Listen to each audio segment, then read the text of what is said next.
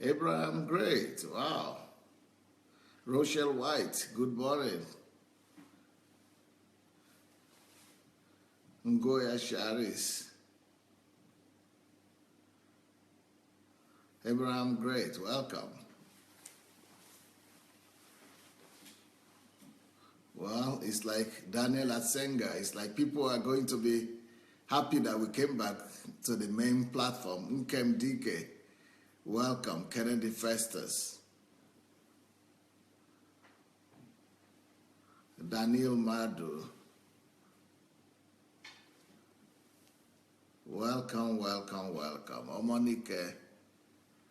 Here we are.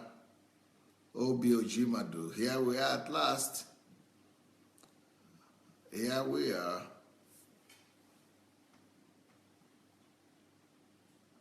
Akbar Ali. Anshad Afolabi Victor.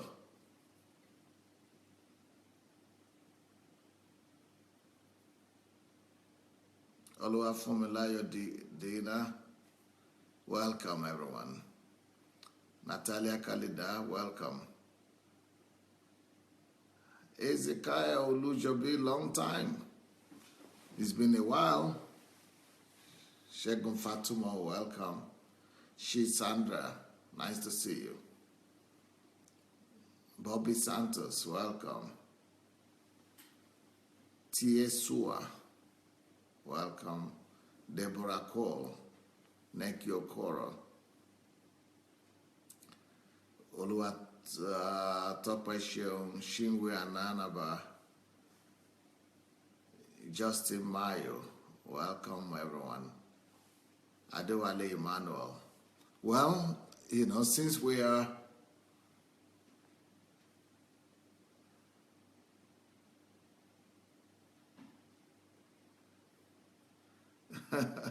since we are here now back to the main platform, now let's do this. Let's quickly go and share the link. Let's go and share the good news. Let's share the message and let everybody know that we are back. We are back on our main platform. Please go share the link. Look for the share button. It's under your video. Quickly share that button and let's start the day. Let's start. We are going to go right up. We don't need to wait too long for people to come anymore. People are here. So the topic of today is a very exciting topic. The topic of today is a rather exciting topic and is about us trying to raise up children. And if you are trying to raise up children, we must be fit. We must be ready for us to be able to raise up children. And this week, like I'm saying, how to become a hero to your child. In order for you to become a hero to your child, you yourself must know what you are doing. You must know what you are doing. So the topic of today is, before you try to raise up children, what is your own worldview? What is your own worldview? Before you try to raise up children, what is your worldview? Could you answer the question? And unfortunately, I'm sorry that too many parents are not able to answer the question about what their worldview, even though they are parents. And that's why, I've always been saying that parenting is not for everybody. As marriage also is not for everybody, especially parenting. When it comes to parenting, most people who are parents are not ready for it. They don't even have an idea what it means to parent. So we don't know what is parenting, but we go into it. And that's why a lot of children's destinies are messed up. A lot of children's lives are totally ruined and destroyed because the parents don't even know, they don't even have an understanding of parenting before they went into it. Most of us will only get married because we are of age. So we are using physical parameter to determine if we are qualified for marriage or not. We are using physical parameter to bring other lives and other children into life. So as if physical parameter and physical argument is enough. Can you imagine most people only marry because they are growing old, or because they are 20 years or 30 years old or 40 years old, so they have to marry. Is that enough a reason to begin to bring lives into the earth? Is that enough a reason to be able to give birth to children and not even be able to know what to give to them and what direction to lead them in? It's a whole catastrophe, and too many people are repeating this catastrophe in the life of their children, in the life of their generations, without even knowing it. They think that, oh, everybody is just doing party, everybody is just feeling good, and the basis for our decision is on instinct. We use instinct as the basis for our decision. What is instinct? Instinct is something that is only meant to be the main decision-making center for animals. Instinct is for animals. Instinct is what God has put in animals for animals to be able to orient in life, to be able to find their way in life. Instinct also are in men. But God put two major instincts in men. The instinct for self-protection, self-preservation, the survival instinct, and then the instinct for self-multiplication, multiplication. So that's sexual instinct.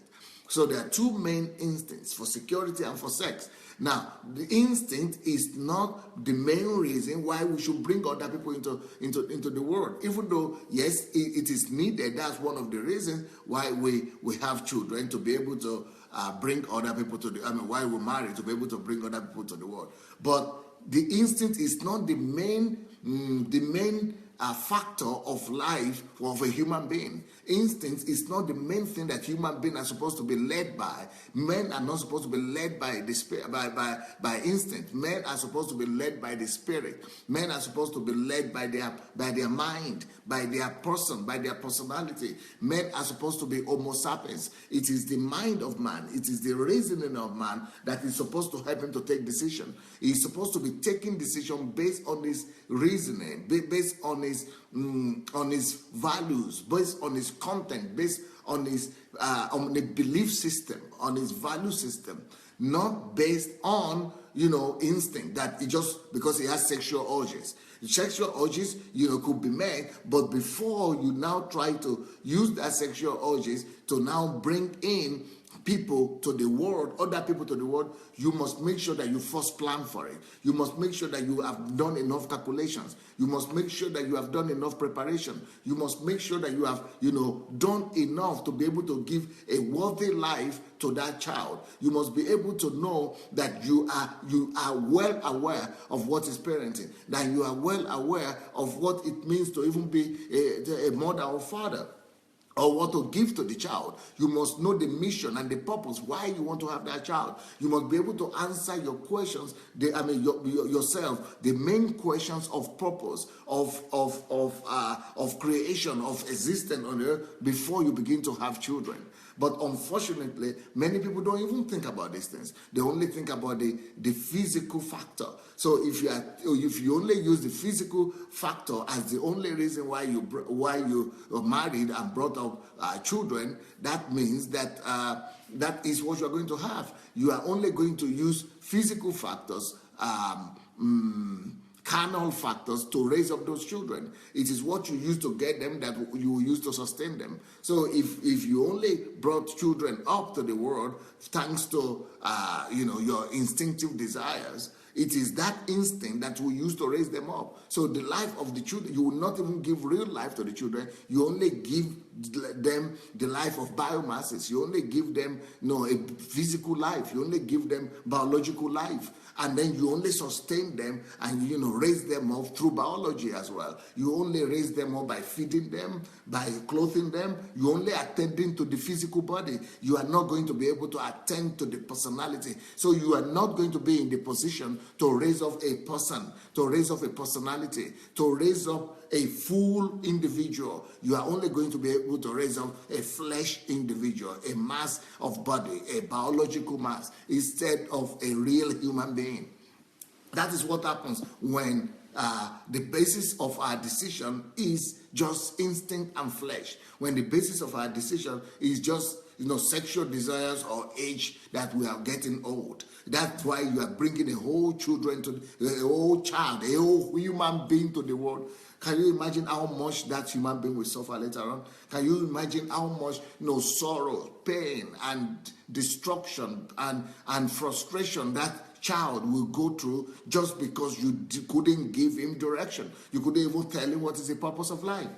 So when I come around and I say sometimes that 50% of human beings are not even supposed to look at other sex, or they're not supposed to even consider even children at all, because you are making things worse. You are just making things worse, not just for yourself, for your family, but for a number of other people too. Because some people are suffering by coming in touch with those people that were not brought up in value systems, that were not human beings, that are not fully human. Because a lot of people that you see around us are not fully human yet. They talk, they walk, have 2 feet, but then you have to decide what makes a human being human. Is it the physical body? So if somebody is able to come today, and able to clone an animal or a donkey or a monkey with 2 feet, so you also say he's a human because he's on 2 feet. If 2 feet is enough to make somebody human, then a lot of things could be put on 2 feet. Then that will make them human. Or because it just looks like human makes them human. No, it is not the look that makes you human. There are some qualities that's supposed to make somebody human. So a lot of people are living, but they're not fully human yet. They're just biological masses. They are a biological reality, but they are not personalities yet. So what are the things that make a person? What are the things that make a human human? And those are the things we're talking about. So that's why I'm saying that before you begin to raise up children, have you answered that question for yourself? Have you answered the question of who are you? Where are you going from? Where are you coming from? Where are you going? What are your worldviews? What is your mission here on earth? Have you answered those questions? Have you answered the question of what are you here for? What can you do? What are your goals in life?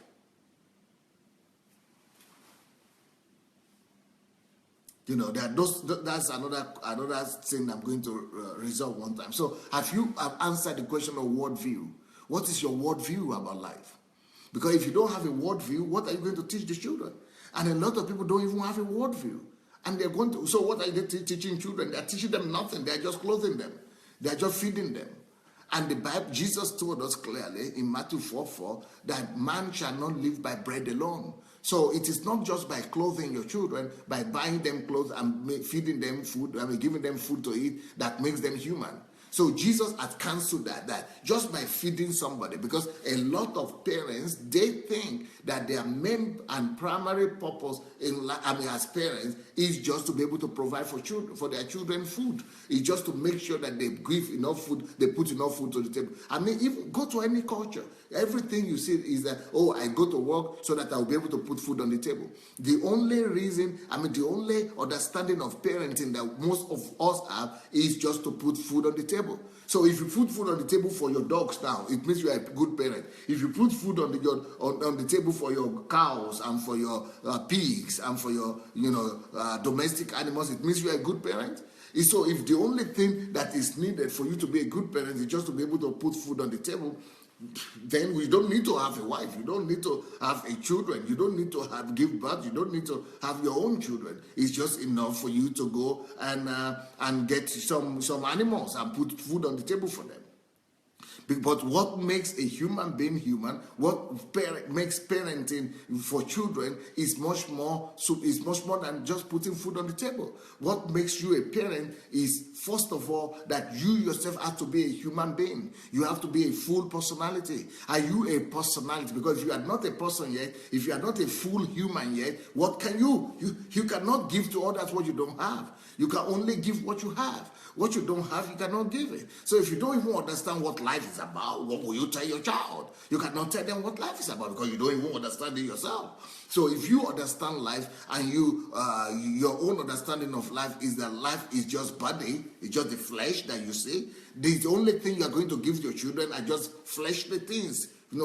material, physical things, carnal things. So you are just going to be addressing the body. You are just going to be putting food in the body of the man. The man will be growing bigger and bigger, and you will not be understanding why is it that you finish having children and you are still not happy. Why is it that you finish having children and the children are not giving you joy? They are not giving you any excitement. They are not fulfilling the dreams that you thought you were going to have, of the joy, of the fulfillment because the children don't just become children automatically. Children don't just become good by themselves. Children don't just become human by themselves. And as a result of lack of this, worldview in parents, they don't have a worldview, they don't have a value system, so there's nothing to give to the children. And so they are disappointed that their children are disappointing them, and their children are making the same mistake that they made when they were growing up. Why? Because they were raised up without a value system, without a worldview, and that's why they made the mistakes. They used their whole lives to just keep on making mistakes. And now they married, and their children keep on making the same mistake, and they say, I don't want you to make the same mistake, I don't want you to make the mistake. But the same children still make the same mistake. Why? Because you didn't give them anything better. You didn't give them an alternative. You didn't give them an alternative. And the thing that makes a child to be wholesome, to be whole, to be healthy, I'm not physically talking, to be healthy mentally and sound, to be a human being, to be a personality. The thing that makes somebody to be a personality is not just that they are eating. That just makes them to be alive physically. But what makes them to be a personality is the system of value system that you are able to create in them. It is the value system that you are able to bring them up in. It is the worldview that you as a parent have. And that's why I'm asking you the question. Let's start with you. What is your own worldview? Do you have a system of worldview that you are standing on that is really establishing you where you are, that is making you to be solid? Are you solid as an individual? Yesterday I spoke about my friend that I spoke about that I had to rebuke because I thought that he. Not just I will just tell you what I told that lady. And I think that will be a good, because I promised her that I'm going to teach this, and I think it will help all of us. Okay, when we're talking about MMM and the articles that I was writing, a lot of Nigerians were saying, well, you can understand those people, because Pastor, things are tough in Nigeria. Things are tough. Things are tough. Yeah, things are tough. Yeah, you can understand them. Things are tough. Because then they say other things that, people have deceived them. The government have deceived them, and government have taken their money. Corrupt politicians have used them. They have promised them this and that. Things have not been met. Those promises have not been met. So, you can understand why people are corrupt. You can understand why people are going to such schemes as MMM. You can understand because people are just desperate. And I said, that is what I hear all the time. That some people are even telling me, you are not in the Nigeria, so you are not suffering what you are suffering. Let you come here and live with us, and then we will see how you will do. So what they are believing, these are Christians and things like that. So, but these are people who might not be doing the MMM, and they might not be doing schemes or killing or robbery, but they are saying, things are tough in the country. That's why people are doing. So I was telling my sister that, even though she's a strong believer, she's not doing any of the wrong things. And I was telling her, but just by you assuming or tolerating in your mind that there could be a reason for wrongdoing, that there could be an excuse for wrongdoing, that there could be an excuse for evil, that you are already wrong. Yes, all of us are capable of doing evil. All of us are capable of making mistakes. All of us are capable of sinning. And there might be reasons for it. There are always reasons for things, all right? But there is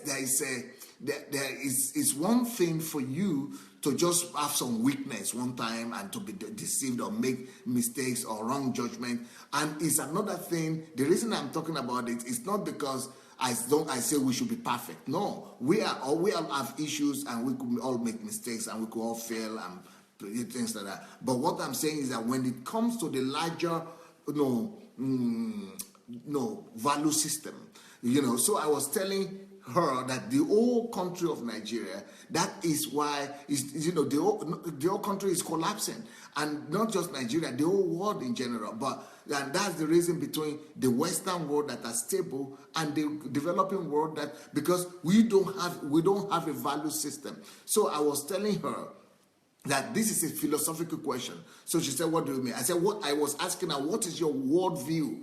What is your philosophical worldview?"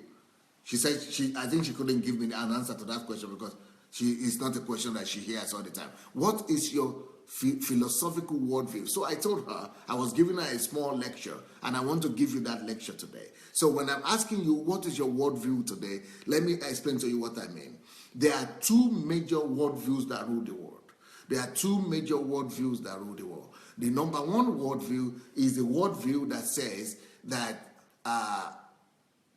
everything you see, that it comes from matters, that everything comes from matter and energy, that there was a big explosion, and there's some matters like neurons, neutrons, all those, everything we see comes from matters. And it's called materialism. It's a philosophical school that is called materialism, or materialistic worldview.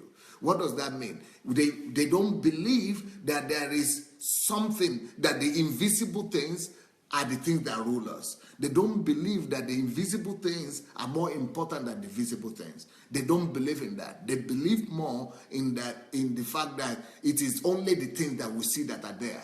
Only the material things are real. Only the material things rule our world. But the things that we don't see don't rule our world. So it is what makes people to sanction. It is this kind of mindset that makes people to sanction, let's say, abortion, for example. Because abortion, you are not seeing the baby yet. Abortion, the baby is not here. So since you don't see the baby yet, it's not yet a child. It's not yet a human. That is what they are coming from. So the person that matters now is the woman that you see. So she can take a decision to remove the child or not to remove the child. But that is the materialistic worldview. That is what we see is what matters. What we see is what we use to take decision. And what that means also is that it is only what happens to us in the physical that actually decides what we do. It is what happens to us or how we feel now is what decides how we act. That we act in accordance to what happens or what we see, what we feel. It is only what you can feel and see and and touch and prove that is a reality. If you cannot prove it, it's not real. So that is the materialistic worldview in life. So I was telling this, my sister, but you are not coming from that worldview. You are not coming from that school of thought. That is not your philosophical school of thought. She said, okay, yeah. She kept on listening to me. I said, let me tell you about the second school of thought, where we are coming from. I said, what you are saying now is totally against your school of thought. She said, okay, what is my school of thought? I said, your school of thought is like Christians. We are Christians. We Christians. Why are we Christians? What is our school of thought? What is a school of thought? A school of thought is a system or a worldview. Is a system of ideas. Is a system of ideals. Is a system of value systems. Is a system of values and virtues and principles that dictate how you live. That dictates why you see the world the way you see it. It is the system of values that determine your outlook at life and your response and your relationship to occurrences in life. So I say, now you are saying that those people who are doing evil in Nigeria, and the reason why there is crime in Nigeria, the reason is because of the poverty there. Okay, now if you are saying that, it means you are signing in the school of thought of materialism. You are selling out yourself to the other side, to the to the materialistic worldview. And our own worldview that is supposed to be as Christians is that it is the things, and this is what we believe, that it is the thing that we don't see. The invisible things are stronger than the visible things. That the invisible reality of life, it is ruling and supersede the physical things that we see. That the invisible realities, the things that we don't see are more powerful than the things that we see. That is why we believe there is God. Because the people who believe in the materialistic world of view, they believe that there is no God. Because we can't see him. We can't prove him. So since we cannot prove him and we cannot see him, it means we don't recognize him. Maybe he's there, maybe he's not there, we don't care. He's not there, he's not a factor. Because it is materialistic. It is the physical things that we see that determine our action. It is what happens to us in the physical, what is happening around, that determines how we behave. That is the way the Western world now is operating. But we who are Christians, we are idealistic. Even the whole Western world is based and was built on idealistic world of view. But there now, the communism and atheism is bringing all that back. It is only the atheists and the communists that used to believe in materialistic before. But now the humanistic people in the world are now doing the same thing. The Western world are now going communistic in their worldview as well. So, but we Christians know that it is the invisible things of life that supersede the physical things. It is the things that we don't see that really determine the thing that we see. That everything starts from the spirit realm. So I was telling her, do you believe in that or not? She said, yes, of course, that's what I believe, that everything starts from the spirit. I said, but you don't believe in that. I said, you don't believe in that. She said, why? I mean, what do you mean? I said, you don't believe in that because if you really believe in that, you wouldn't be saying it is because of what has happened to these people, because of the poverty and because of all that they are behaving like that. So it is justified, so to say. You know, she was saying, oh, but it's not justified. I don't say it's justified. I don't do it. I will not do it. I said, yeah, you will not do it, but you are in your mind or in your own mindset, you are saying it is explainable, it is understandable. That means you are signing into the into the materialistic worldview that says if the situation is bad, if the economy is in recession, or if there is no salary, or somebody has deceived them before, or government has stolen their money, if there is corruption, it is now justifiable for them to be corrupt too. But what I am saying, and what we need to get back to our society in Nigeria, in Africa in general, is that no, it is the things that we don't see that are more powerful than what is happening. What we don't see are the things, are the value systems that no, it doesn't matter what economy is, it doesn't matter what is happening in the society. There is no reason that integrity is stronger than anything that is happening around. Integrity of character, that there is no stealing, you shouldn't be steal, and you shouldn't be corrupt. Character, integrity of character, in the sense that, evil, nothing justifies evil. If for me to be able to steal from other people, from the government, from my friends, from my, there is no justification for it. So we cannot say it must be absolute. Truth are always absolute. So if we are on the side of God, and if we are believers, we think that we believe that the invisible things are more powerful. What is the invisible thing in this case, in Nigeria, for example? The invisible thing is that values are more powerful than than what is happening to me. And the value is that thou shalt not kill. Thou shalt not kill, or thou shalt not steal. Those values, they should be absolute. They should be established absolute truth that it doesn't matter what is happening. Even though, for example, somebody kills my son or my daughter, God forbid, or my wife, if I go and kill the person back, they put me in jail. They put me and him in jail.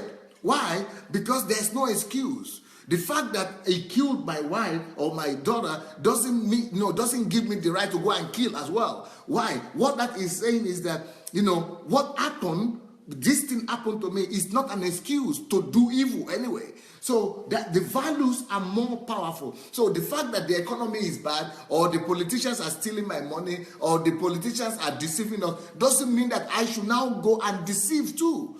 The value of, what is right is right. What is wrong is wrong. Does not allow me to go and say, it is relative. So what we are really saying is that,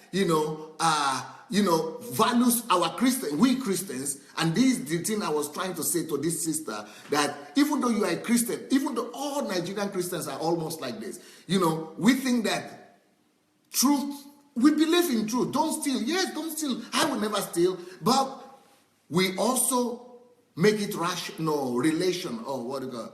Relational? Is it relational? Yeah, I think relational. Or what do you call it? What's the word I'm looking for? Relative. We make it relative. That truth is relative. But truth must never be relative. Truth has to only be absolute. What is relative? Truth being relative means that, okay, when everything is good, could you come, please? Let me use example here. Let's say this lady here, that I'm not sure to be Lisa, Masha here, she says, okay, the reason I went to steal in the shop is because I have a little baby, a small baby, and I need to feed her. What do you think the government will do to her if she goes to steal and because she has a baby? They are going to put her in jail. Why? Because that truth that thou shalt not steal, or don't rob, or don't steal from anybody, or don't rob a shop, it's not visible, but it is established. It doesn't matter what is the reason. Yes, somebody could try to explain to you emotionally, understand you. Oh, okay, you are a young mother. Okay, you need to take care of it. That is emotions. But when it comes to truth is established anyway. Truth is not relative. Truth is absolute. So, but if we make truth relative, you know what we are going to say? We are going to say, oh, okay, yeah, you can do it. Yeah. You know, you have a baby. Oh, you don't have money. Okay, go and steal. If we make truth relative like that, it means that anybody could have an excuse. So being relative means saying that the truth will change and shift position in accordance or according to what is going on, or depending on what is going on. So if there is an excuse, the position of truth changes. For example, if there is difficulty, if armed robbers, if there is a difficulty in the country, we could say let there be armed robbery. Then who are they robbing? They are robbing people who are innocent, people who are working for their money. Truth can never be relative. So when we say it's because, okay, for example, I was talking to another of my sisters, and we were talking about a part of Nigeria, the Igbo, eastern part of Nigeria, Igbos. And I told this lady is an Igbo lady, and I told her, why are the Igbo brethren not raising a topic, not starting a whole movement against the actions of the boys? Because Igbo boys are becoming nuisance to Nigerian society and to the Igbo society. They are becoming a disgrace to the Igbo community. Why can't somebody arise? Where are the elite of the Igbo society? Where are the elite? Why are they not saying, our boys, why you don't come up with some value system and put things right? Why don't you talk to the Biafran guys openly and rebuke them and put everything in order? Why don't you talk to the people who are carrying drugs? Why is it only that the Igbo people are the ones carrying drugs everywhere? So my sister told me that because they will tell you that everybody have their skeleton in the cupboard. Everybody have their skeleton is not a reason for truth not to be told. Everybody have their skeleton is not a reason for truth to be relative. By saying that everybody have their skeleton, it means that we say truth can shift position anytime. So truth is truth to you when it's not affecting me. But when it's affecting me, it's no more the truth. So because I have my skeleton, so truth must not be stored. So truth is not absolute. So because she was also telling me, because people, if you say the truth, everybody will come against you. Nobody wants to be messed up. Nobody wants to be attacked. I said, so then there is no truth. So truth, it means that we in self-interest is above the truth. And that is the problem that Nigeria is having. Selfishness is elevated above the truth. And she was telling me, yes, in Igbo land, the most important thing, first of all, and in Nigeria, I think generally now, the most important thing is selfishness first. Whenever you establish self or yourself above the truth, the whole foundation of the society is destroyed. That is why the highest, the requirement of democracy, of any society, for any society to function, the real highest law, the highest standard of society is equality before the law. That means that the law or the truth or the principles or the values are exalted above everybody else. So the values are exalted above presidents, judges, police, legislators, the standards, the value system, the worldview, the value system of the society are above everybody else. So it means the law is above everyone else. If that does not work and does not function, it is not just the law. Oh, somebody would answer me now and say, but in Nigeria, nobody believes in that. There is no law. No. It's not about the law. It's not about politicians. It's not about Nigeria. It's about worldview. It's a worldview thing that the whole society knows what is good and they know what is bad. It's a worldview thing that it is not what happens that is determining if the thing is right or not. It is not if it happened to me that is determining if it's right or not. It is not if it is economic difficulty. There is an economic reason for it or excuse for it that is determining if it's right or not. It is about what is inside. It is the invisible values, the invisible things that are inside, the value systems that are really determining what is right or wrong, not what is happening around. Now, but that is talking on the national level. So there are two schools of thought.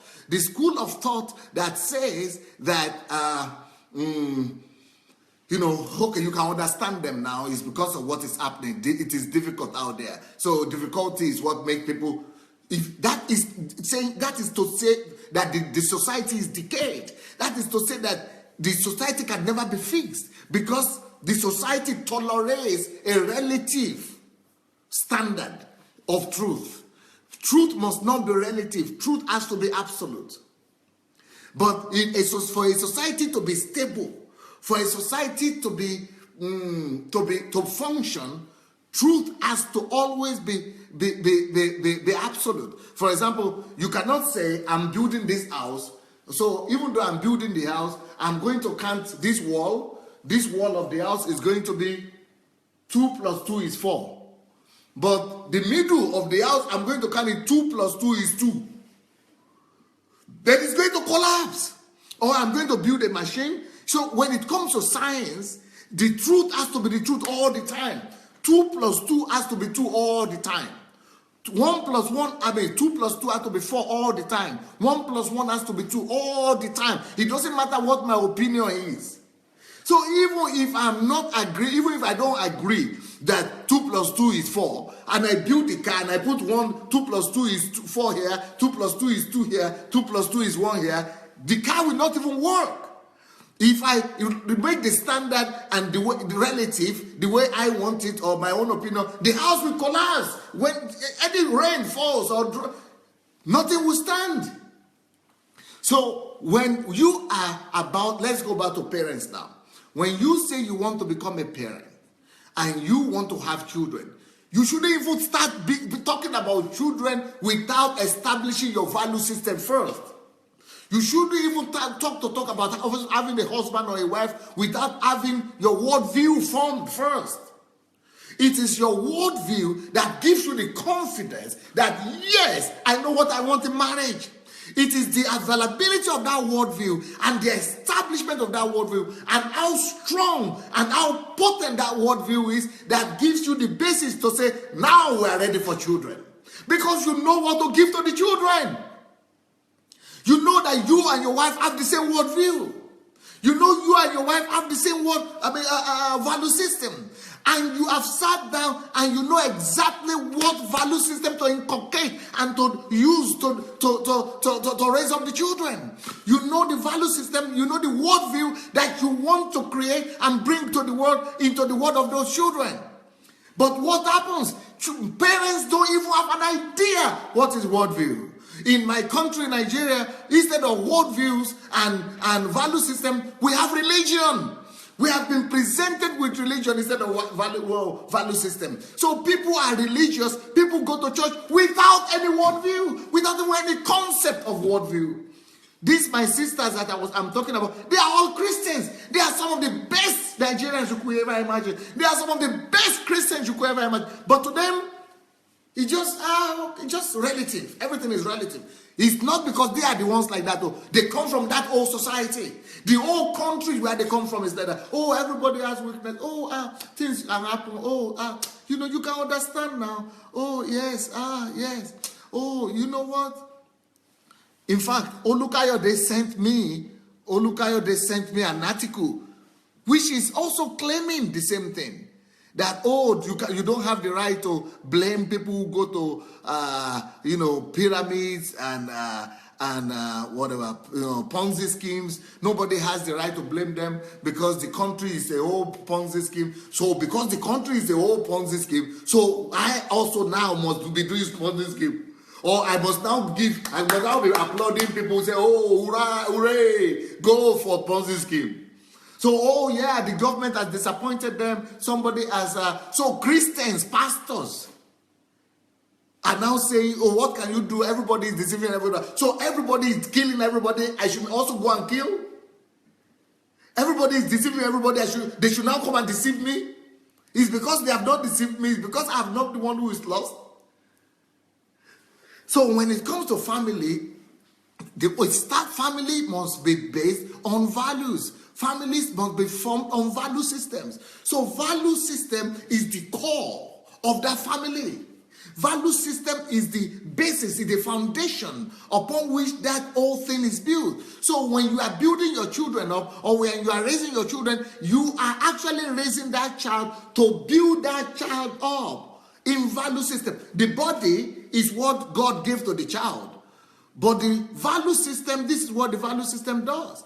The value system is like the spine. It's the spine of the society. It's the spine of the family. And it's the spine of that child. This is what the value system is.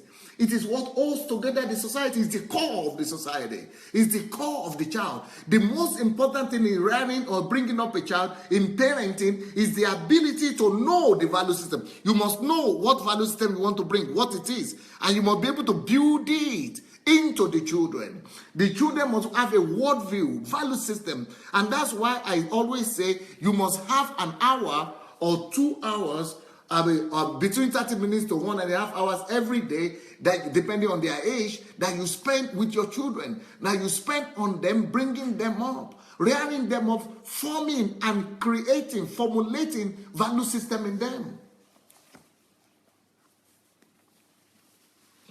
If there is no value system, it is catastrophic.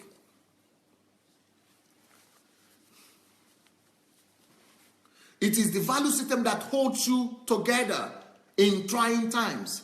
It is the value system that makes you to be able to be focused on your values, on your goals in life when the society is going scatter. It is the value system that makes you to be focus oriented. It is the value system that is like your guiding light through life. That value system is your guiding light through life. Value system is your compass. It is a compass. The compass could be turned to the left, right, but it always comes back to the north. It is the value system that you put in the child that makes him to know what he wants in life, that makes him not to live for himself. It is the value system you put in that child that makes him, no matter what happens around him, no matter how strong the wind is, no matter the earthquake that is happening around him, no matter the wind and the that is happening, no matter the storm that is happening around him, is like a compass. Compass, no matter where you turn it, it turns to the north. Compass, no matter where you put it, it turns to the north. No matter how you turn it, it goes to the north. Compass goes to the north all the time. So that is what value system is. That is what worldview is. It is your guiding light. It's, when a ship is riding on the ocean, without the guiding light, it will never come to its destination. It is like your navigatory system. The value system and the worldview is the navigatory system in the life of the child. But if the family does not have this navigatory system, where does that family lead the children to? If the family does not have the navigatory system, it doesn't have that navigatory, you don't lead them anywhere. If the family does not have the store on the guideline, what do I say? The light, the guiding light. If you don't have the guiding light, then there is no direction for you to lead the children. If the parents don't have the guiding light, there is nowhere to lead the children, no future. No, because the parents don't have it. If you don't have, the parents don't have the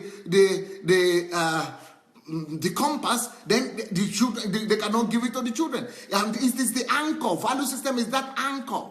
Is the anchor that hold them together no matter what happens. And that is why every society must be based on a set of value system and paradigm and worldviews. It is the guiding light of the society. The world's view, the value system of a society must be built on value system, on guiding light, on navigatory system, on compass. The value system and the compass are the worldviews. That is why Jesus said,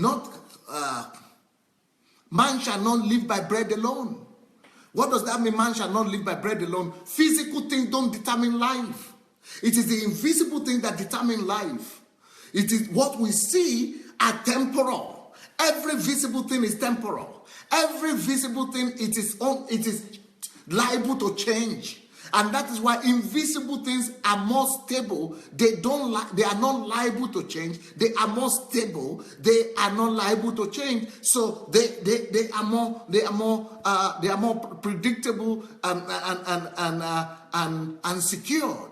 That's why values like hard work is more important than to have the prosperity already. Because prosperity can change, but hard work will bring about prosperity. That's why values like diligence is more important than prosperity. That is why values like responsibility, sincerity, truth, faithfulness, all those things are much more valuable than the things that are visible. Because the things that are visible are temporal. They are liable to change. They are liable to change. They are relative. But the invisible things are the things that are there they are sustainable. They are the things that are there for the future. Now, that doesn't mean that we will not all make mistakes. That doesn't mean that we will not all fail. But even when you fail, you must have your value system in place and be able to know that what you did is wrong. But when it's not about failing or not failing, it's not about making mistakes or not making mistakes. It's not about somebody doing what is wrong. All of us can do what is wrong. But even when you do what is wrong, you must still have your value system right. You must still be going the right direction. But when you are doing something wrong and you are not aware of it, or you don't admit that it's wrong, that's where the crisis is. So now the problem in Nigeria is not that people do something that is wrong. That anybody could do what is wrong. And things that have been wrong have been done in the West. But at least the West know their value system. They know their worldview. They know that what is wrong is wrong. They know that even when things are done wrong, they are punished or they admit it and they know what is wrong, what is right. But the place we are going to as a society, in Nigeria especially, is that we don't know what is wrong anymore. Where everything is relational. We don't even know if it's wrong, it's not wrong.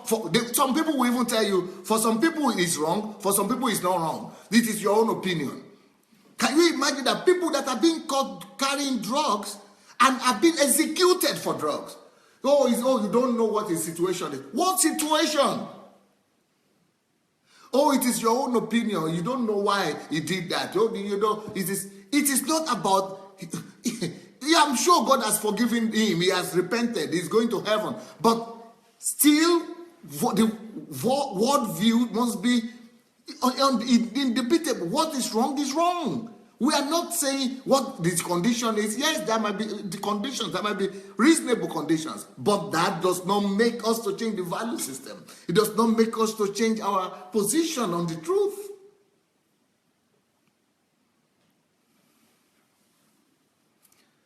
So the most important thing in life, really, that we are not being told. Look at this picture now.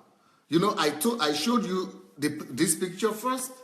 That this is the spine. This is the core of any society and of every family and of every child. Now let's imagine that a child is without a core, without a spine. It's a bunch of masses. It's what I call the biomass. This is just a bunch of flesh because there's no bone, no spine. Without spine is biomasses, biological masses. It's a bunch of flesh and bones. Everything collapses. This is what happens to a society. This is what happens to a family. This is what happens to the child when there is no core value system in that society or in that family. That's why you shouldn't be thinking of having a family without a core value system.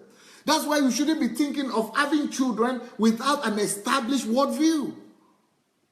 Because your children will be going around life without any structure to hold them together, without any anchor.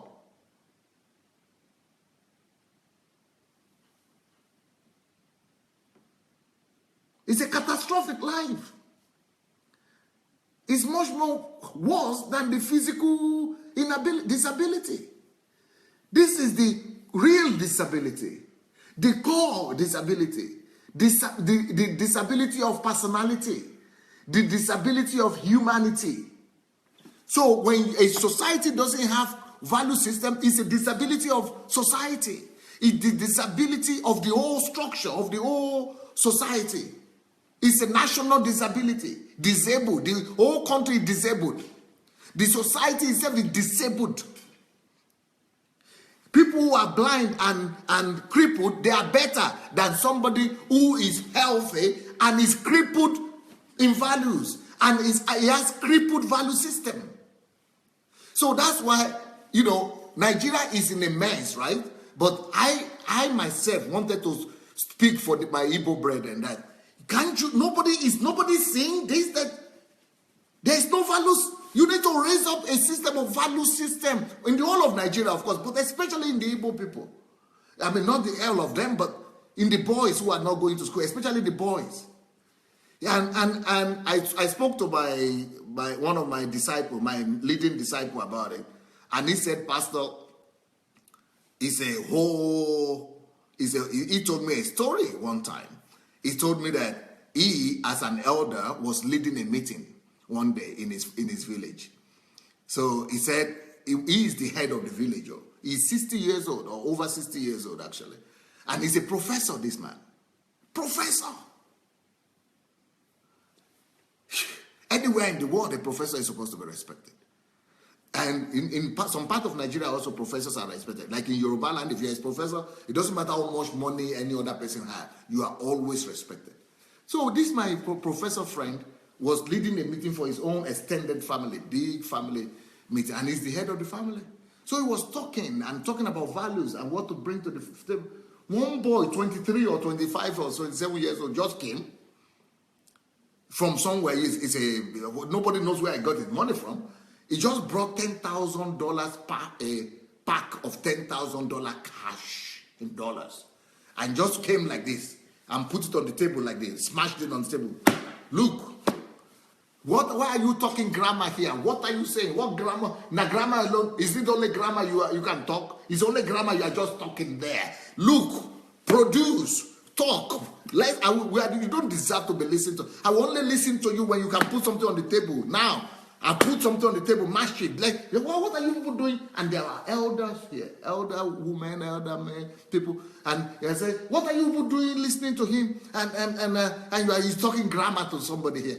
Just let him produce. If you cannot produce, what kind of grammar will say he's a professor? That professor will go shopping. That means, is it professor that's going to feed us? And is it your book, your grammar that is going to feed us? And I was saying, my reaction was that, because I know exactly what will have happened in my village or in any Yoruba land if that happens, the elders would have called him to the floor, and either he has to repent right there, or he's banished from the village, or his whole family is disgraced. Or in fact, his whole family will reject him, no matter how much money he has. Or they will put a curse on him in Yoruba land. But you know what they did? What the elders did? All the other women, they were saying, Professor, you see now, small boy like that is producing, putting something on the table. It's true now, because it is, the things have to be done, and if, it is money that we need. It is money that will resolve all these things. So if, it's true, it's right. Everybody went to his side.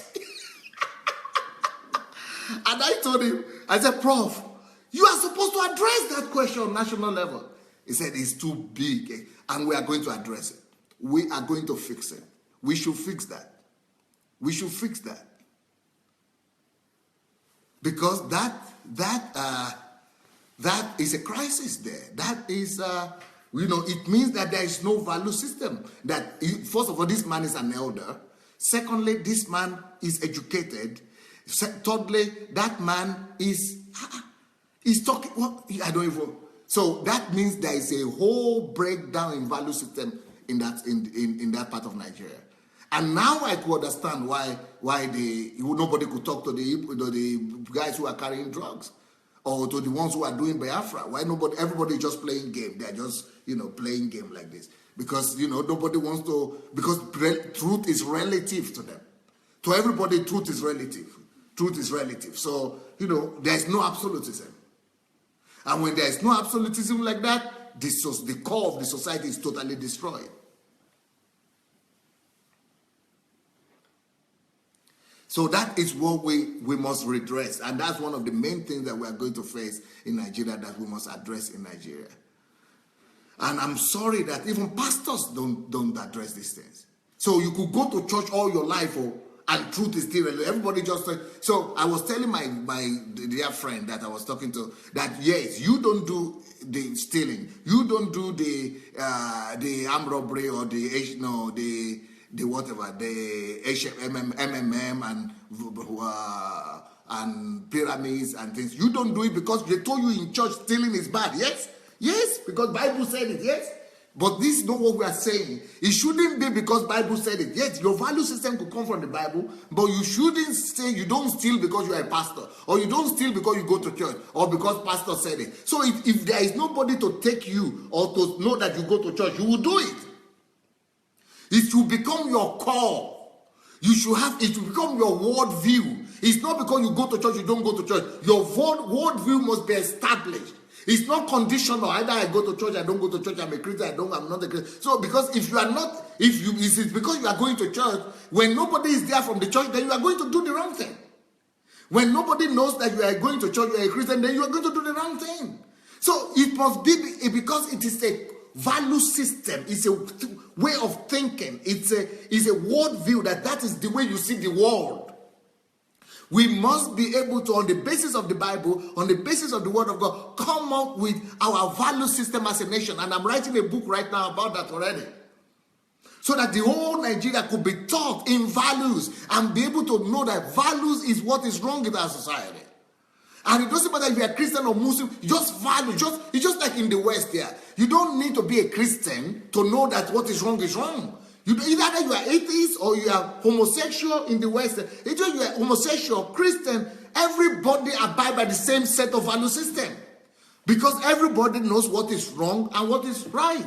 It's a philosophical question of either, of what is wrong and right, of worldviews. Every society must be based on, on a philosophical, on a set of worldviews and value system upon which everybody knows that these are the value systems. And if we don't have that as a society, we are not building anything. Everybody will just be caring for their own interest. Everybody will just be caring for their own thing. Everybody will just be thinking about themselves. So when it pertains to me, then I'm right. When it pertains to me, then it's wrong. It's not wrong. When it pertains to me or my people, then everything is allowed.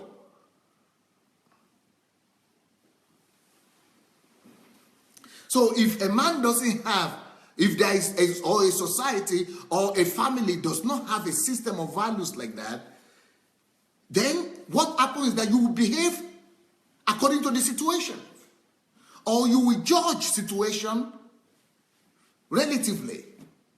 You will say, okay, they can do that. Maybe it could be allowed. Or someone is saying, Shigo is saying, I once asked a pastor why he won't preach against drug dealing, or drug carrying, which was prevailing in his church. And he blatantly asked me, will you pay the bills? So the bills of the church. This pastor is saying, I need to pay the bills for my church, the building, for the church and the bills of the church. So my church members are allowed to carry drugs. And you don't need to tell me what part of Nigeria that pastor is. It's clear. Because there is no value system.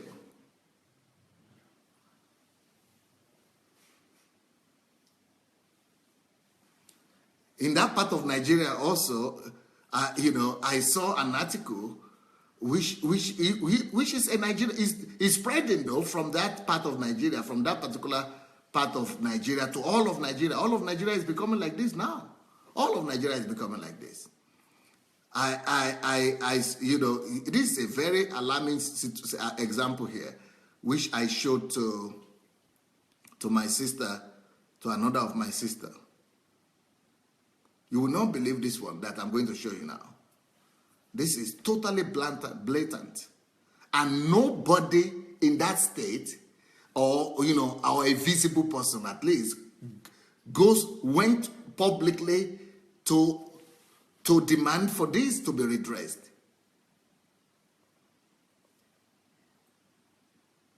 Let me show you something here. Is it visible here? Can you see this picture? This is a burial service, right? It's a burial ceremony, right? Okay, now look at this one. It's still a burial ceremony, but you can see the people dancing. They carry corpse. They carry the casket. They carry the casket, dancing.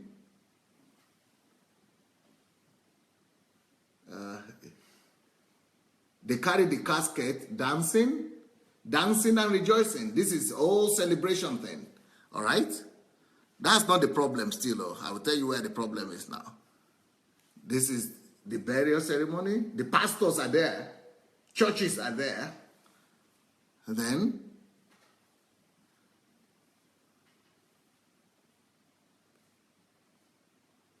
this is the obituary. This is the obituary for the guy. You see what is written here is painful exit of a hero. And the whole community is writing here, and the whole family praising this guy, celebrating him, and, put signboard. Look at signboard, though. This is signboard. Signboard all over the state, all over the village, all over the town. You know what the signboard is? Saying the hero has gone.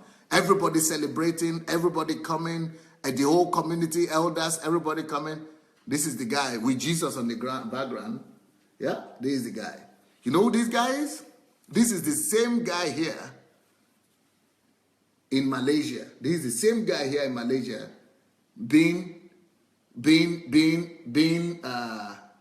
judged for drugs. And he admitted to carrying drugs. And he was killed. Why is he being buried here? This is his burial after he was hanged in Malaysia for carrying drugs. So he used drugs to become rich. Before he was caught, he's been rich for many years. So, and you know what the people are saying? The people in the village and the city are saying, we are celebrating his life. We are celebrating, our hero has gone. They were sending delegation to the government to set him free, not to kill him. To set him free, and because he's the hero of our village.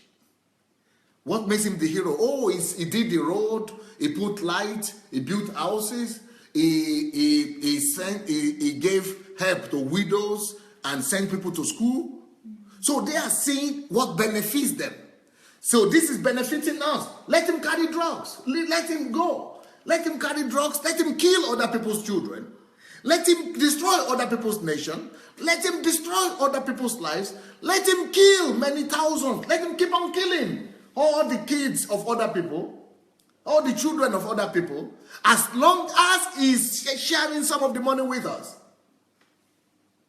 And when they now killed him, they used some of the money to bring him away from Malaysia, back home, and did a big celebration with signboards and big board in the city. And everybody rejoicing and dancing. The hero has pastors, churches all came to bury him. hero. Drug addict hero. What is that talking about? No value system. No value system. It is catastrophic. It is so if it's just like saying, come, you guys come. Let's say you are the thief. You are the thief. Come too. Yes, come. So you are the thief. You steal from her. Let's go back. You steal from her. It's okay. Steal from her. It's okay. Steal from her. It's okay. But when you steal, but one day it will get to me. If I say it's okay to steal from her, it's okay to steal from her, it's okay to steal from her, then one day it will get to me. Evil can never be right. So that's what value system is all about. Worldview is that, yes, she can steal. Let her steal. I understand that she can steal. You know, maybe something happened, she can steal. Even when she steals, she also must have the right value system that, yes, I stole, but it's wrong. It is never condoned that I stole. I stole, something happened, but punish me for what I did. I don't deserve to go, you know, to do what is right and say it is okay because I'm poor. So when I wrote something, I put that article on my Facebook. If you see the way people were attacking me, people were saying, what is your problem? Well, you know, Nigeria is tough. So that he's doing what he can do to provide for his family and for his people. He's doing what he can do to provide for his family and his people. Killing him, killing people. He's doing what he can do to provide for his family. He's doing what he can do to provide for his village by killing people. And pastors are going to celebrate him.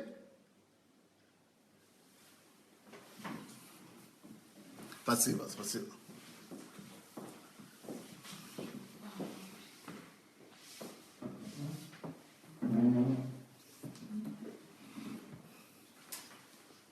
Value systems.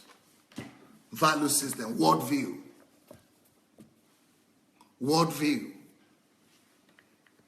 So what the question I'm asking you as parents, you are all parents. You want to give birth to children. Somebody say, I want to have 3 children, 5 children, 6 children.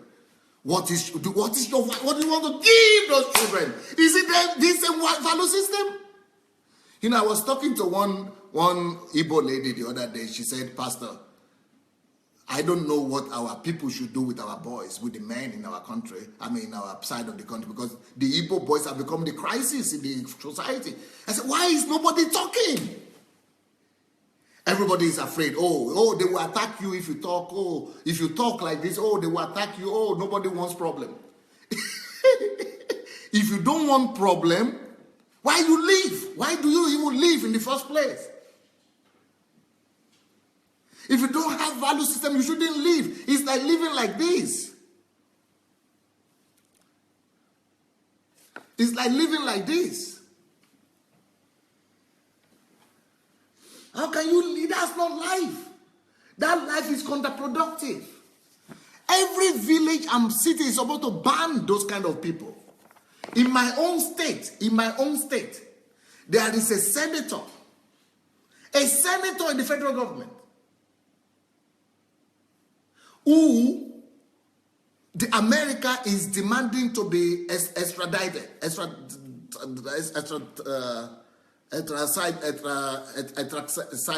deported. They want him to be extradited to America. America is saying that he committed some crime in America, and they want him to be extradited. They want him to be deported. You know, when the big police came, the people, because every year what it does, it gives rice and gifts to people in his village. They elected him as senator. And so when the Nigerian government extradited, when the Nigerian government through EFCC wanted to take him, the whole village and city. They went and surrounded the house so that he would not be extradited. Now, in his own case, I don't have an argument. I don't know if he said he didn't commit the crime, but America said he committed it. But if he didn't commit it, why can't he go and defend himself? But that is not even the worst thing. This man that is a fugitive, that is running from the American justice, is not just elected as the senator of the federal government of Nigeria. When the whole parliament, the whole Senate reassembled for the year, they always vote for the hero, the most outstanding senator of the year. Do you know who they elected in the federal government of Nigeria Senate as the most outstanding senator of the year? It was this senator that is being demanded to be extradited to America. The one that they are accusing of crime. The federal Senate of Nigeria said he is their hero.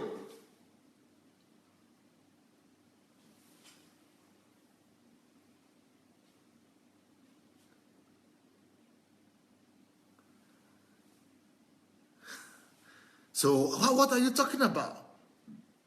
This is the number one issue that must be addressed in the country. And nobody is even carrying any news about it.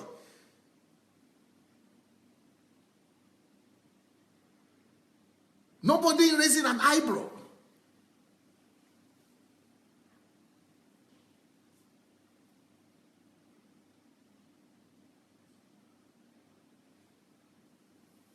It's just like there is another convicted criminal, one of the governors. There is another governor. There is another governor of one of the states in Nigeria. It was cleared in Nigeria that is not a criminal. That is not a criminal. This guy was cleared in Nigeria that is not a criminal. So all the court said is okay. But when he went to England, he was convicted. He's been sitting in prison for some years now. And now he came out. He came out yesterday or so. And you know, some people, everybody started flying down to celebrate. Now, that is not a bad thing. You could celebrate him. Maybe you respect him. Maybe you know, maybe deserves to be celebrated for some other good things he has done. But when he's coming from prison, at least somebody was giving a speech yesterday. Oh, he's the hero. He did this. He's the only one who could do this. You shouldn't celebrate the evil he did. Yes, you can celebrate that he was released from jail. Yes, but he has to give a speech that he made a mistake or something was done wrong. The whole society have to know that, yes, wrong is wrong. Wrong was punished. Thank God, I've paid my dues. Thank God, let's live another life. Let's live a life of celebration. Go and celebrate after that. But to be celebrating without, change of attitude, everybody just think that is okay.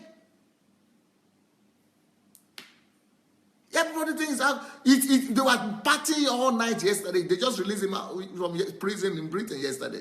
And the whole place was, in fact, even so a senator came from all over from Nigeria to celebrate a convict addict, a criminal.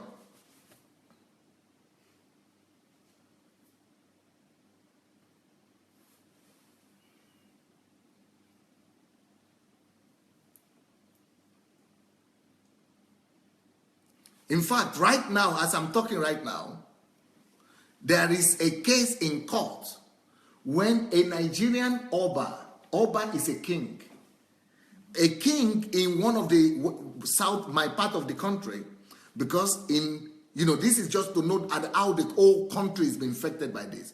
I started with the Igbo section of the country, the east part of the country. This is the west part of the country. I told you about the senator from my own state. From my own part of the country, Ijebu, which is somewhere. Then, another part, from my own part of the country also, a king was, this allegation, this accusation, I don't know if it's true. This guy is a young guy, 30-something years old. When I saw the party he was putting up, he was putting us a party, he was dressing and behaving like one of the American pop artists. like he's a Hollywood actor. He was just behaving like one of the Hollywood, you know, stars, like those black stars. I mean, not even the good stars, you know, the stars that don't have values at all. And the man was celebrating because they made him king in his village. You know, this in Yoruba land, this man was made a king.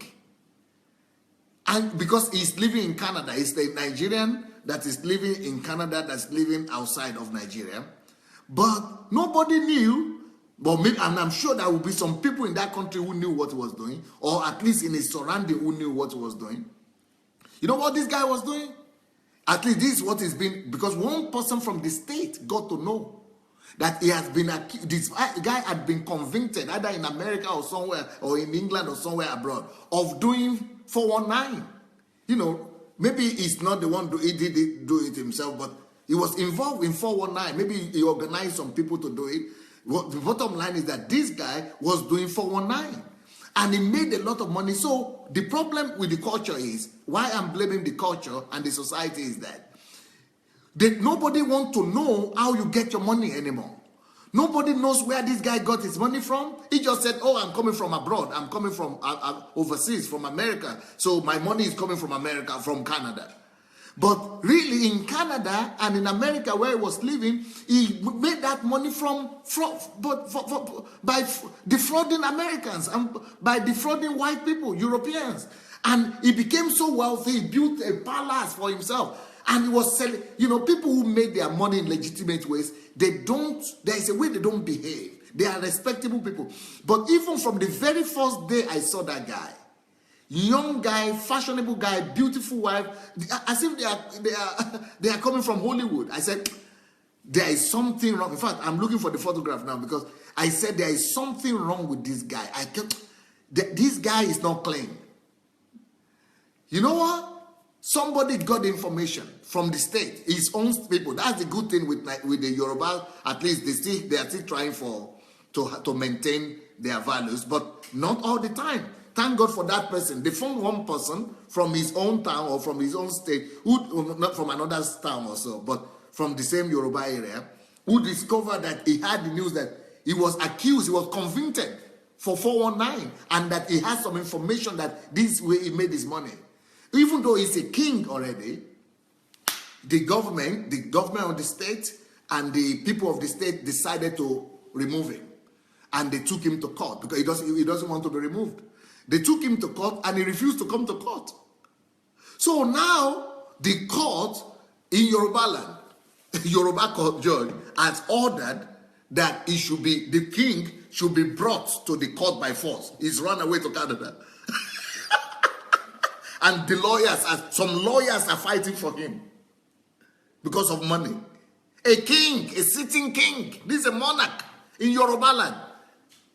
So just for you to see how bad and how perverse this has become in Nigeria as a whole. No value system.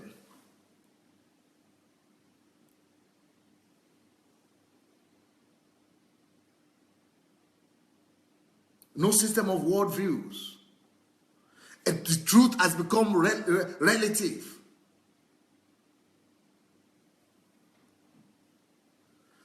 Somebody said Abdul Rashid is his name. Yes, I think so. Let me see if I can find him.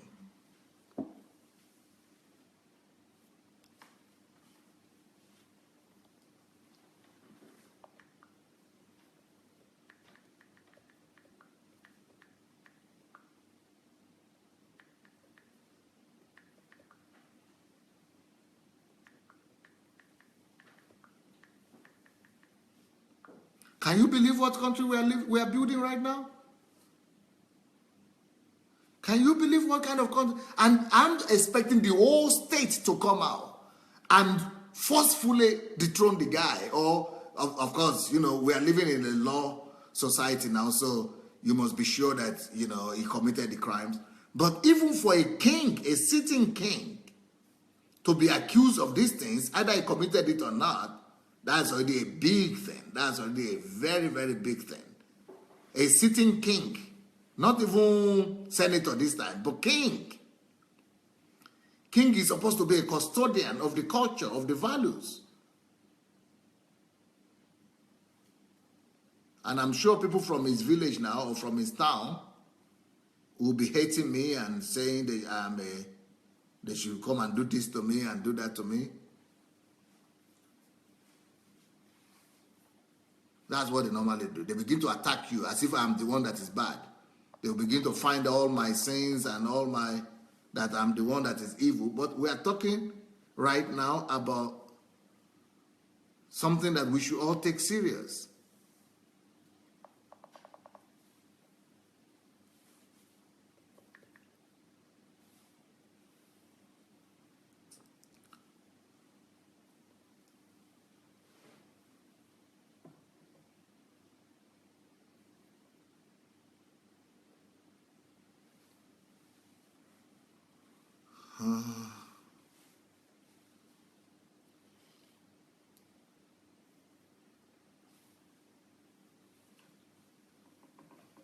So the guy now is running away from being arrested. He's from Osun State. I'm trying to get his...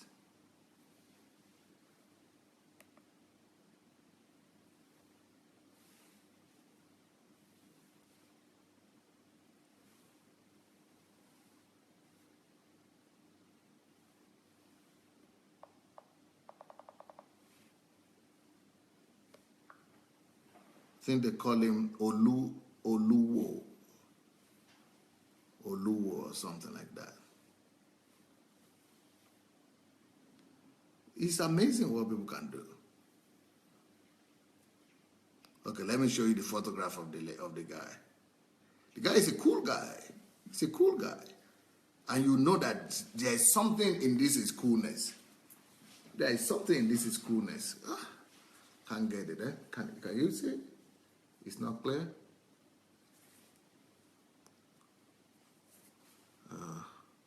See the wife?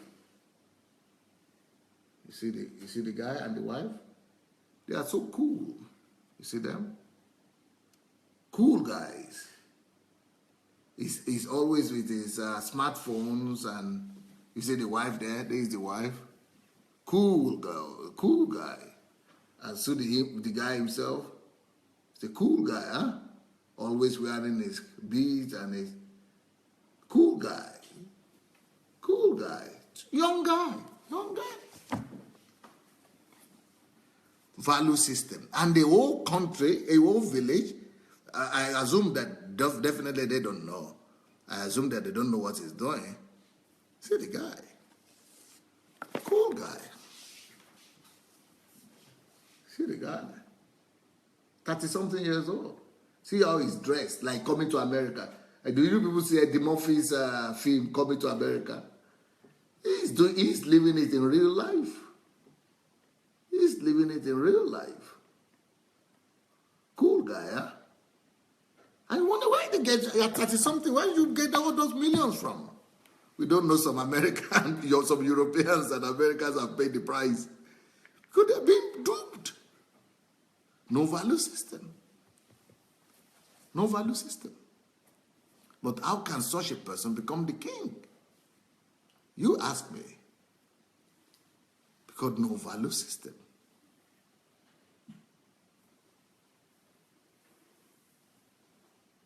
And I think we should share this link. Look at the guy. He's even in Yoruba land. Some people were criticizing him because he would wear jeans on the throne. Can you imagine that? Look at the guy. When I saw him wearing jeans on the throne, I said, this guy, there is something suspicious about this guy. For him, he's just living high. He's just being on high. He's just having fun. The guy is just having fun. He's not doing any, Monica something role or anything. The guy is just enjoying himself. The guy is just enjoying himself. Can you believe it? The guy is just enjoying himself. He's living big as a king. Of course, we don't know yet if he's going to be convicted or not. We don't know if he's guilty yet, I must say that. But what I'm saying is that they have now ordered for him to be arrested, you see. They have now ordered for him to be arrested because he will not even honor the court and go to court. And why are you not afraid of going to court? Because you're afraid. I have been going to court for the last 7 years of my life. I've been going to court. Why? Because I want to clear my name. If you are not guilty, why are you refusing the court order? Why are you refusing to honor the court? Because they said it's 419 money. He's splashing. If you see the kind of party he's throwing in his palace, if you see the way he's throwing money around, dancing like Michael Jackson, for a whole week long, he would disappear to North America and you would be wondering, why is this guy just coming back from America with a lot of money all the time? We don't see business, no structure, no infrastructure, no record from anywhere. And they went and made him a king. That tells you how deteriorating our value system has become. And these are things that must be challenged. These are things the questions that must be raised.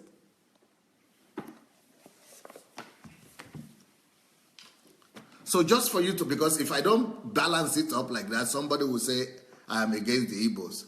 So just for you to know, it is a Nigerian problem. It is a pervasive problem in the whole country as a whole.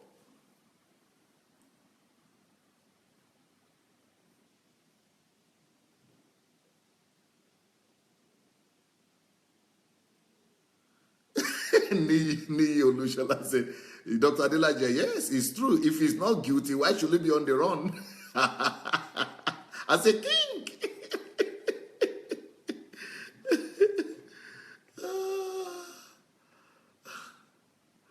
Okay, Grigory Femi said, everything is corrupt in Nigeria because the government is corrupt. You see, that is exactly the kind of school of thought I'm talking about. So Femi is saying now, because the government is corrupt, so it is understandable why everything is corrupt. This is exactly the thing I'm trying to correct today. There is no excuse for this. For us, we cannot give excuse for corruption. We cannot give, if I am corrupt, that doesn't give you an excuse to be corrupt. I could be corrupt, okay. But even that does not give me excuse to say that what I'm doing is right. We cannot say that because this government is corrupt, now we can understand why the society is corrupt. There is no reason why we should condone that. That is what we call relative thinking. We are tolerating it by thinking like that. When we think that there is a reason why there is corruption, it means that we ourselves are condoning it without even knowing.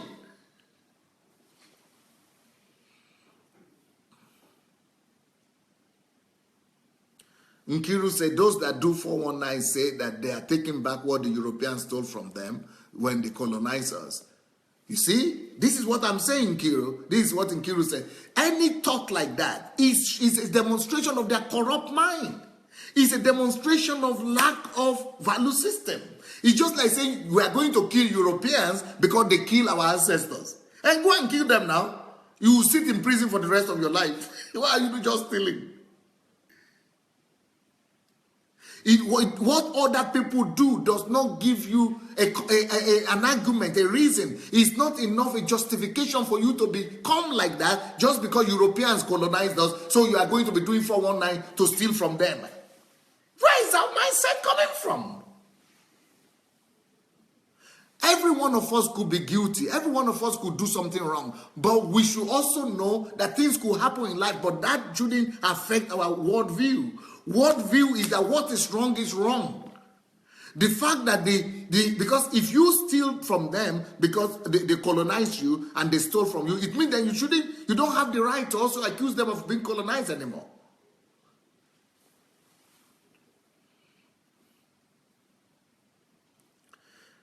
Alabijan, I have talked with a prominent pastor here in Amsterdam about some of this value in the house of God that needs to be addressed. But the pastor said if he preach about those bad things, that people will stop coming to the church.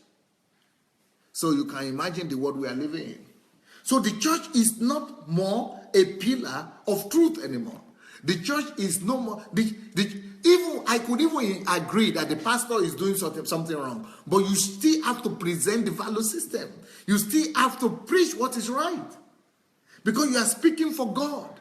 You yourself might not be perfect. You might be having your own issues, but you still must preach the truth. The truth must be the truth at all times. And pastors stop preaching about the truth because they don't want to lose people.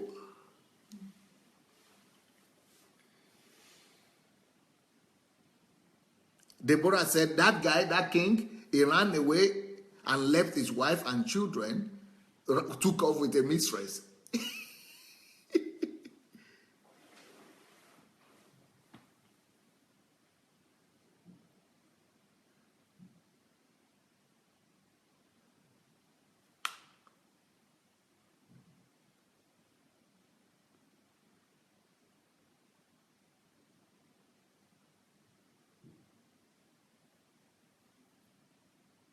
Now, TY is saying, even in England, one of the royals was caught on camera doing something dodgy.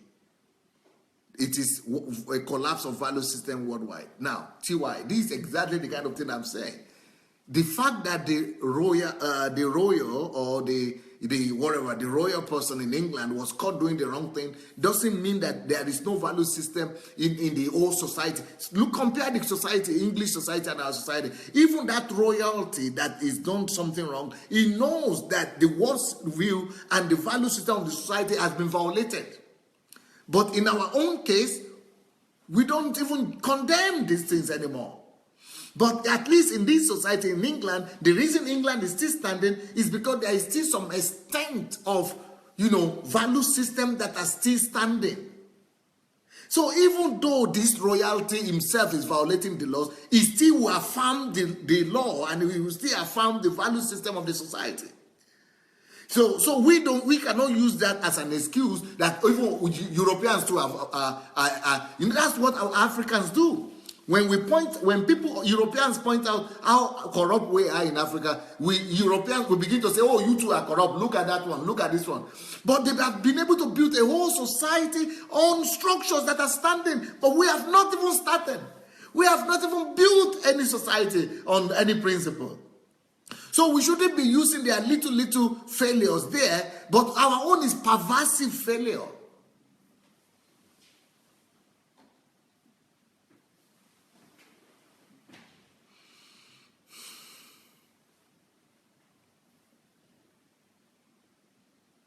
Abraham, great. I keep hearing Nigerians say the level of poverty. There are more than 7 European nations that are poorer than Nigeria right now. There is poverty everywhere. UK government home office remove Nigeria from the poor country list.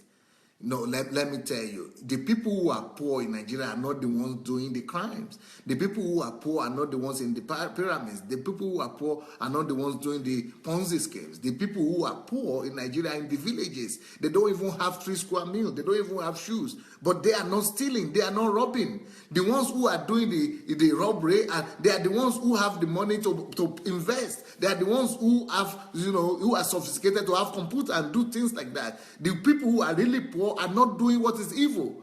So the argument that it's poverty that's making them to do that is wrong. The people who are poor in Nigeria are really in the villages, and they hold on to their values. They are the ones who are living right. Shinwe says, in the past, chiefs are crowned based on wisdom, age, integrity, and they were well respected. However, in recent days, chiefs are brought with money because they presented a bunch of monies to the community. What a wasted system. How can the children become respectful members of the society and clan? Yeah? That's Shinwe saying that. Olukayode said, God bless you, Pastor Sunday, for addressing this menace. Modupe said, truth that is a big one. That is a big one. If you say the truth, you are a goner. Nigeria will nail you.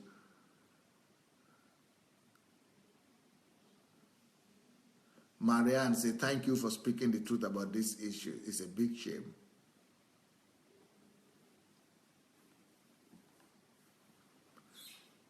Okay, Gregory Femi is saying that again. Pastor, that is Nigeria for you. I think it is because of the poverty level.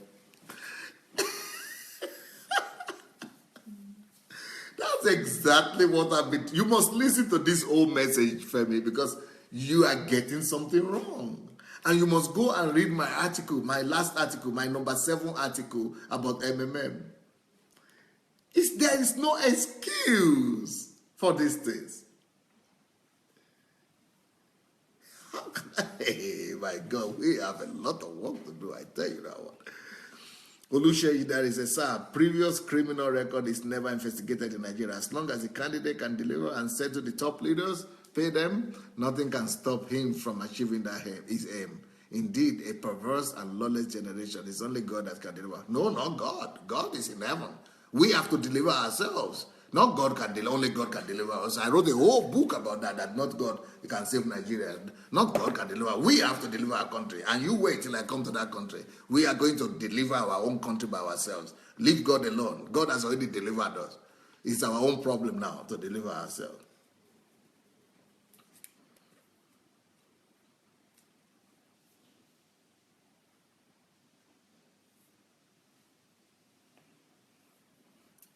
TY say, thank you, sir. Wealth is different from riches. Being loud is always a give away of class. Wealth is different from riches. Yes, and that's why I wrote that book that is called Money Doesn't Make You Rich. Money doesn't make you rich. Money doesn't make you rich because it's wealth that makes you rich, not money.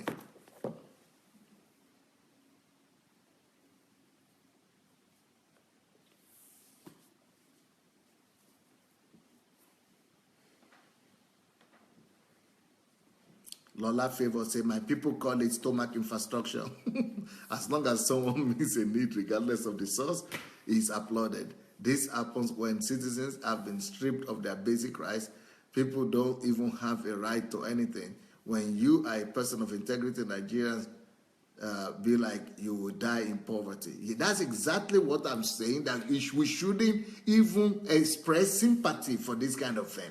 We shouldn't even express understanding for this kind of thing. Stomach infrastructure, and we're saying, oh, that is because people have been stripped of everything. Because people have been stripped, like I said, people who have been stripped are the ones who are really poor in the villages, and they're not doing the evil things.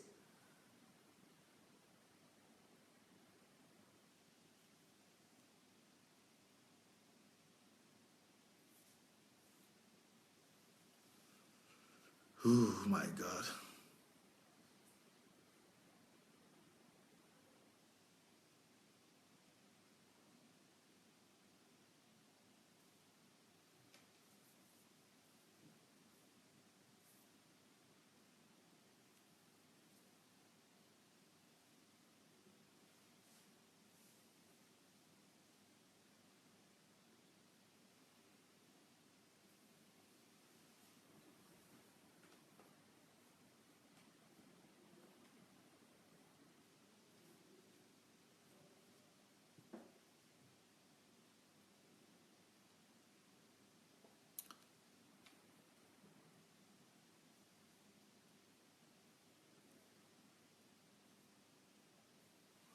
Well, I don't know how much time. Let me even see the time. So, wow. I think I've overextended myself today. I'm sorry, guys. I have to continue this message tonight. God bless you, everybody. Let's share the message. Let's go ahead and share the message. I think this message will be a blessing to someone. Davida said, well, Pastor Sunday, God has raised you up for such a time as this. Thank you. Our time to wake up, Tina says, yes. Paul Awadele said, thank you, sir. Deborah said, today's message is shaking the hell out of us, all of us.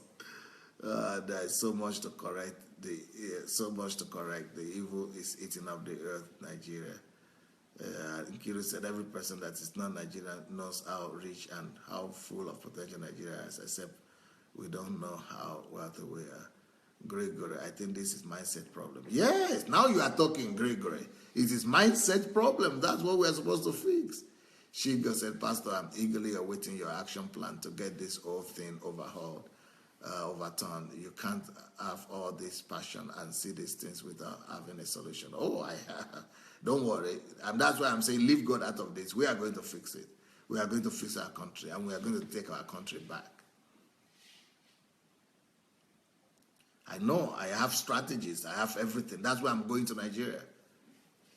Yes, I'm going to Nigeria to confront this head on.